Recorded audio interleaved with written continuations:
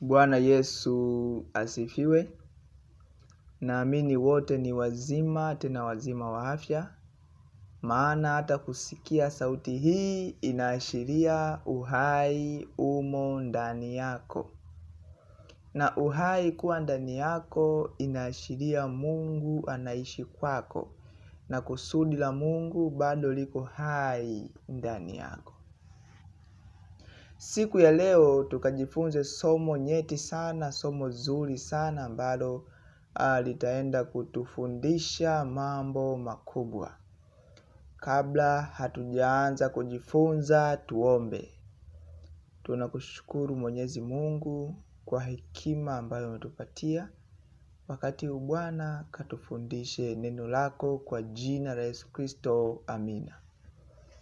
Somo la siku ya leo limeandaliwa na David Christopher na linarushwa kwa channel ya Tumaini Letu TV. Somo la leo linasema kulitambua kusudi. Kulitambua kusudi. Wengi leo kwenye ulimwengu wa leo wamekuwa wakiishi, lakini hawajui kwa nini wanaishi. Kulitambua kusudi ni kwa sababu hawajalitambua kusudi kwa nini wanaishi. Na kutokulitambua kusudi kuna madhara makubwa sana. Ulimwengu wa leo watu wengine wamefanikiwa na hawajui kwa nini wamefanikiwa. Ni kwa sababu bado hawajalitambua kusudi la wao kufanikiwa. Kwa hiyo hoja ya msingi katika ulimwengu wa leo ni kulitambua kusudi. Na kufanikiwa ni kuliishi kusudi ambalo Mungu ameliweka ndani yako. Ikiwa hautaishi kusudi, kwa lugha nyepesi ni ya kwamba haujafanikiwa. Nitolee mfano mtu ambaye Mungu ameweka ndani yake kusudi la kuja kuwa daktari. Kwa kawaida kabisa, huyu mtu akija kuwa daktari, kitu cha kwanza ataifanya ile kazi kwa moyo na kwa furaha. Haijalishi wanamlipa shilingi ngapi, kwa sababu anagundua ni kusudi lake la yeye kuwepo duniani. Hivyo ataifanya kwa moyo. Kwa hiyo issue kubwa ni kutambua kusudi. Jiulize maswali. Unaishi ili nini? Anza kujihoji maswali. Muombe Mungu akufunulie siri, akujulishe wewe ni nani. Basi siku ya leo tukajifunze kulitambua kusudi. Fungu kuu linatoka kwenye kitabu cha Mwanzo 50 fungu la 20. Nalo linasema, nanyi kweli mlikusudia mabaya, bali Mungu aliyakusudia kuwa mema, ili itokee kuokoa taifa kubwa kama ilivyo leo. Huyu ni Yusufu akiwaambia ndugu zake. Ndugu zake ambao katika historia ya nyuma walimtenda ubaya wa kikatili sana. Walimtenda ubaya sana kwa sababu ya wivu. Leo Yusufu na ndugu zake wanakutana Misri. Ndugu yangu, katika maisha yako ishi na watu vizuri. Ishi na ndugu yako vizuri. Ishi na kila mmoja kwa amani. Haujui huyu ambaye unaishi naye ni nani, amebeba kusudi gani. Tunaona Yusufu anakutana na ndugu zake ambao walimtenda ubaya, lakini Yusufu anawasamehe. Aliwasamehe. Sasa baada ya Yakobo kufa na wakafanya maandalizi ya mazishi, wakaenda kumzika. Mazishi ya Yakobo yalipoisha, hawa ndugu zake na Yusufu wakazani ya kuwa Yusufu hakulipa kisasi kwa sababu Yakobo alikuwepo. Kwa hiyo walivyoona Yakobo amekufa, wakazani ya kwamba Yusufu anakuja kulipiza kisasi. Ndipo wakatuma watu waende kwa Yusufu wakamwambie ya kwamba kipindi baba hajafa alisema utusamee. Basi Yusufu alivyosikia yale maneno, kitu cha kwanza alilia sana. Kwa sababu walikuwa ameshawasamee tokea zamani, lakini bado wao walikuwa na hofu. Walikuwa wanaishi kwenye hofu ya makosa ambayo walikuwa wameyafanya. Ndugu zangu, Mungu ameshakusamee zamani sana. Ni wewe tu unaishi kwenye hofu ya makosa ambayo umeyafanya.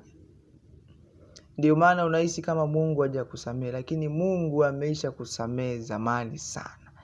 Ishi kwenye msamaha, usiishi kwenye hofu ya makosa. Kuna watu huwa wanadhani Mungu bado hajawasamee. Kwa hiyo unakuta wanaomba mara 2, mara 3, mara 4, lakini nataka nikwambie, tangu ulipotubu Mungu alikusamee papo hapo. Inashangaza sana kukuona mpaka wakati huu unaishi kwenye makosa yaliyopita. Usiwe hivyo. Ndugu zake na Yusufu walikuwa wanaishi kwenye hofu ya makosa yaliyopita. Yusufu akawaambia maneno haya: nanyi kweli mlikusudia mabaya, bali Mungu alikusudia kuwa mema, ili itokee kuokoa taifa kubwa kama hili. Kumbe Yusufu alikuwa amekwisha litambua kusudi la yeye kuwepo Misri. Alikuwa ametambua kusudi la yeye kufanikishwa na kuwa waziri mkuu katika nchi ya Misri. Alitambua kusudi kubwa kabisa ni kuwatunza ndugu zake. Kusudi kubwa kabisa ni kuwahudumia ndugu zake katika wakati ule wa njaa. Kwa hiyo Yusufu aliwaeleza ndugu zake ya kwamba nyinyi kweli mlikusudia mabaya. Sikatai, nyinyi kweli mlikusudia mabaya, lakini Mungu aliyakusudia kuwa mema. Ndugu zangu, tunamwabudu Mungu ambaye ana uwezo wa kugeuza maji yakawa divai. Mungu ambaye anaweza kugeuza hayo mabaya ambayo watu wamekuwazia yakawa mema. Mungu ambaye anaweza kugeuza njia yako mbaya akakuleta kwenye njia njema. Huyo ndio Mungu ambaye tunamwabudu. Kwa hiyo usiogope wala usiwaze watu wanasema nini kuhusu wewe. Mtazame Mungu anaongea nini kuhusu maisha yako. Anaongea nini? Kwa hiyo Yusufu aliligundua kusudi. Kwa hiyo aliishi kwenye kusudi. Aliwasaidia ndugu zake, akawaambia mimi nitawalisha, msiogope. Ndugu yangu, wewe kufanikiwa leo, kumiliki fedha leo, litambue kusudi lako. Kwa nini Mungu amekufanikisha namna hiyo? Kumbe ili kusudi uwashike mkono ndugu zako. Lakini cha kushangaza, leo watu wamejawa na choyo. Yesu alisema jilindeni na choyo. Wachoyo nafasi yao mbinguni haipo. Kwa hiyo Mungu anapokubariki, anapokuinua, ujue Mungu ameona kuna wahitaji wengi sana. Kwa hiyo amekuinua wewe kwa kusudi la kutumika kama mkono wa msaada ili kuweza kugusa maisha yao. Kwa hiyo litambue kusudi la Mungu wewe kubarikiwa sauti. Litambue kusudi la Mungu katika maisha yako, na ndipo utafanikiwa. Basi tunaona Yusufu alilitambua kusudi lake na aliishi kwa amani, na tabia za Yusufu zilikuwa ni njema sana. Alikuwa ni mwenye kusamehe kama alivyowasamehe ndugu zake, mwenye upendo kama alivyowapenda ndugu zake, mwingi wa huruma kama jinsi alivyowahurumia na anavyohurumia watu wengine. Kwa hiyo tunamwabudu Mungu ambaye ana uwezo mkubwa.